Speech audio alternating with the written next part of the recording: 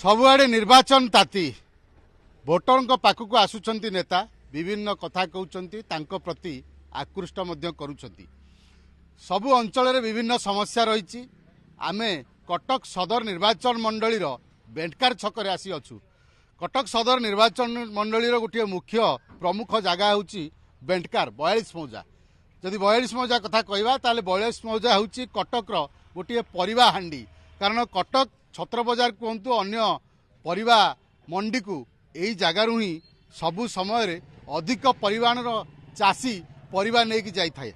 किंतु सबुबले अभियोग हुए जे ए जगार चाषर सेमिति विकास हैनी ता सहित शीतल भंडार दीर्घ 25 वर्ष धरी एमिति बंद हो पड़ रही। आमे एबे बेंटकार छकरे अच्छु किछि भोटर अछंती जो मानकठु आमे प्रतिक्रिया नवा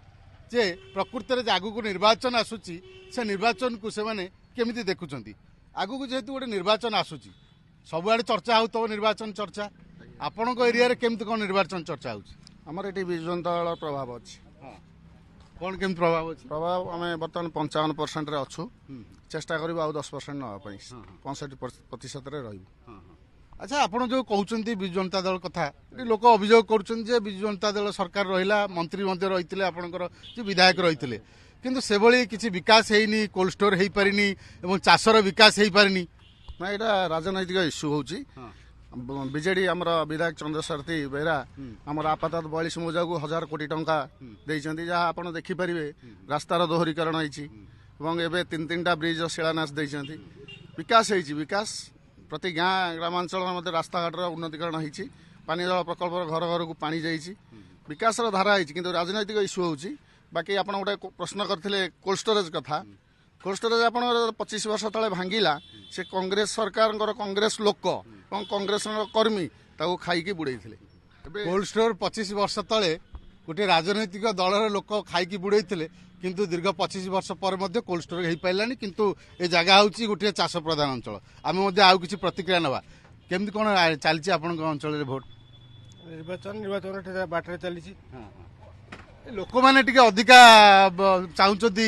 जे केमिति बर्तमान नेता आसवे केमती भोट हम नेता लोक अधिका आउ बेसी व्यस्त लोक एत व्यस्त व्यस्त नहीं आपण एरिया सब अंचल ठीक ठाक सब चली निर्वाचन दिन पचार चलिया चली आप कौन देखुं जो नेता मैंने आसुंच प्रकृत में से लोक मान स्वार्थ को देखुं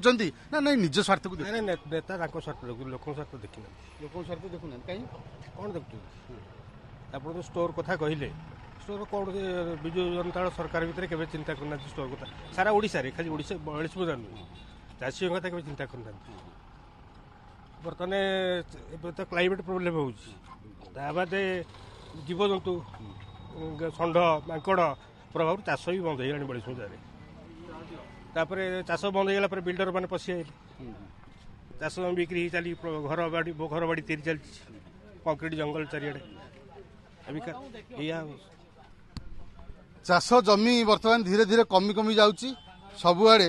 कंक्रीट जंगल तैयारी होची आपण पचारे चाहिए आज्ञा 42 मौजा कथा कह जो चाष होता से एबे से चाष होची से जमी अच्छी से चाषी अच्छा ना ना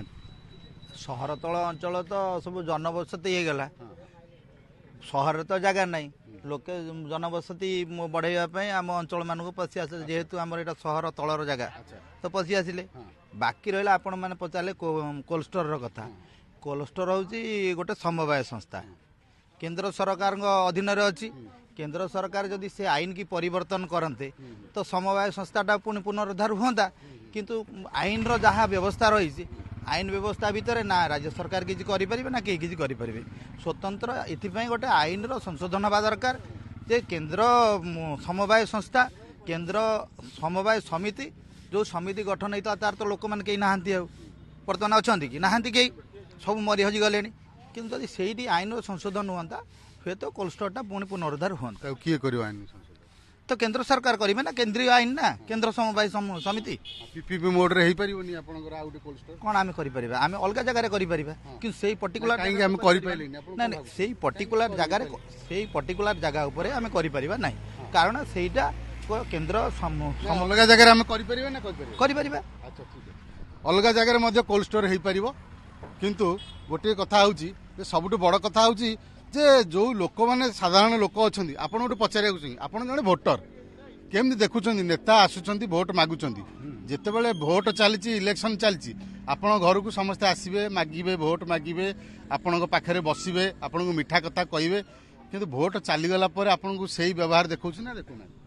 ହଁ ଦେଖାନ୍ତି ଆଉ ଦେଖେଇବେ କ'ଣ ସିଏ ଆଉ ତାଙ୍କର ଡ୍ୟୁଟି ସେ ତାଙ୍କୁ ପଠାଗଲା ସିଏ ଆମ ପାଇଁ ସେଠି କାମ କରିବେ ଏଠିକି ଆସିବା ଦରକାର କ'ଣ ଆସିବା ଦରକାର ନାହିଁ ଦରକାର ନାହିଁ କିଛି ଦରକାର ନା ନାହିଁ ଲୋକଙ୍କର ସମସ୍ୟା ବୁଝିବା ଦରକାର ନାହିଁ ସମସ୍ୟା ତ ବୁଝୁଛନ୍ତି ବୁଝୁଛନ୍ତି କ'ଣ କୋଉଠି ଭୁବନେଶ୍ୱର ରହି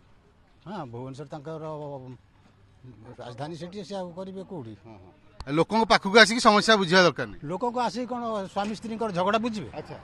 ନା କ'ଣ ବୁଝିବେ ଅନ୍ୟ କଥା କିଛି ବୁଝିବେ ଅନ୍ୟ ବୋଲି ସବୁ ସେ ଆମର